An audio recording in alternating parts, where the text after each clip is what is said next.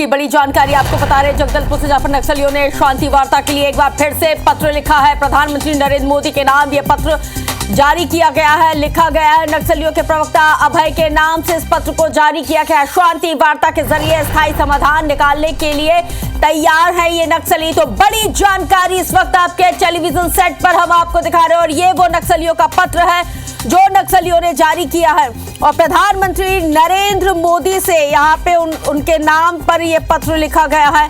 बड़ी जानकारी इस वक्त आपके टेलीविजन स्क्रीन पर। नक्सलियों के प्रवक्ता अभय के नाम से इस पत्र को जारी किया गया है। शांति वार्ता के जरिए स्थायी समाधान निकालने के लिए तैयार बताए जा रहे हैं ये नक्सली। तो देखिए, union home minister Amit Shah जब छत्तीसगढ़ के दौरे पर थे तो उन्होंने साफ लहजे में कह दिया था, कड़ा संदेश दे दिया था कि 31 मार्च 2026 तक छत्तीसगढ़ से नक्सलियों का सफाया हो जाएगा और उसके बाद से ही नक्सली लगातार शांति वार्ता के लिए पत्र लिख रहे राज्य सरकार को, केंद्र सरकार को, और इसी कड़ी में एक और पत्र नक्सलियों के द्वारा लिखा गया।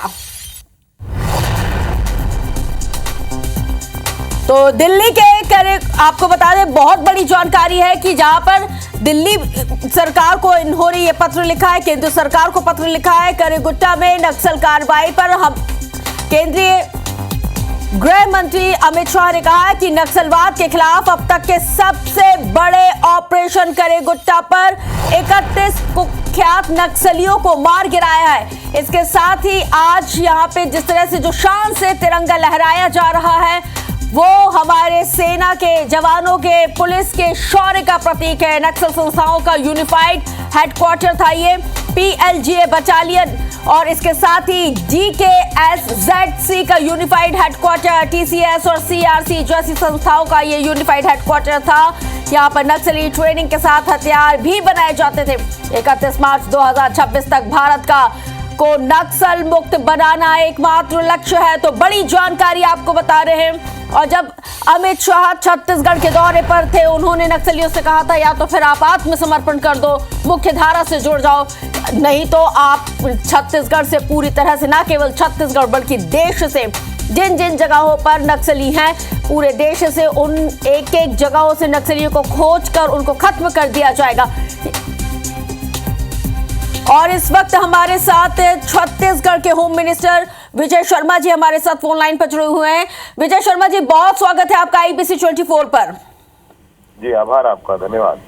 विजय शर्मा जी, ये नक्सलियों के द्वारा जो पत्र जारी किया गया है, क्योंकि हमारे यूनियन होम मिनिस्टर जब आए हुए थे छत्तीसगढ़ के दौरे पर थे, उन्होंने 2 टूक कह दिया था, या तो फिर मुख्य धारा से जुड़ जाइए, अदरवाइज आपका सफाया 31 मार्च 2026 तक कर दिया जाएगा। और एक बार फिर से यह पत्र जारी किया गया है, एक बार फिर से शांति वार्ता की अपील। इसमें 10 मई को जारी एक पत्र है, मैंने देखा है पत्र को, परंतु अभी उस पत्र का मतलब ऑथेंटिसिटी भी एक बार चेक करना होगा।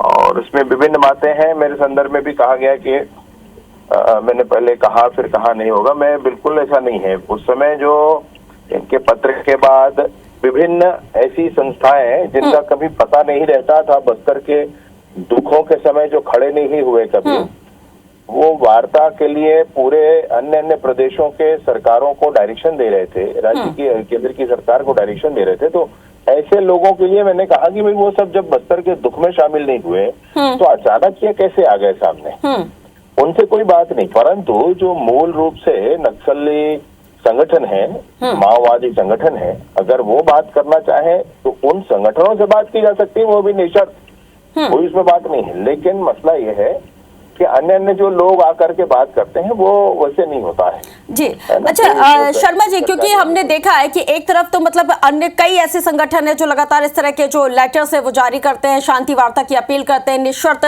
बातचीत भी करना चाहते हैं। दूसरी तरफ हम ये देखते हैं कि नक्सली घात लगाए बैठे रहते हैं और फिर हमारे जवानों पर और आम लोगों को भी अपना निशाना बनाते हैं। तो शांति वार्ता और साथ में इस तरह से जो नक्सली अटैक है, ये दोनों चीजें हम किस तरह से इनको कैसे मतलब सिंक्रोनाइज करेंगे, ये बहुत बड़ी चुनौती भी है। विगत 4 दिनों के अंदर बस्तर में 5 लोगों की हत्याएं, 5 ग्रामीणों की हत्याएं की गई। कुछ FIR हुए, कुछ तो FIR के लिए भी सामने नहीं आया, वो जानकारी आई है, अभी हम लोग और पता उसमें कर रहे हैं। तो ये इस तरह की घटनाएं अगर होती रही तो कैसे ये सब हो सकता है ना, बात कैसे हो सकती है।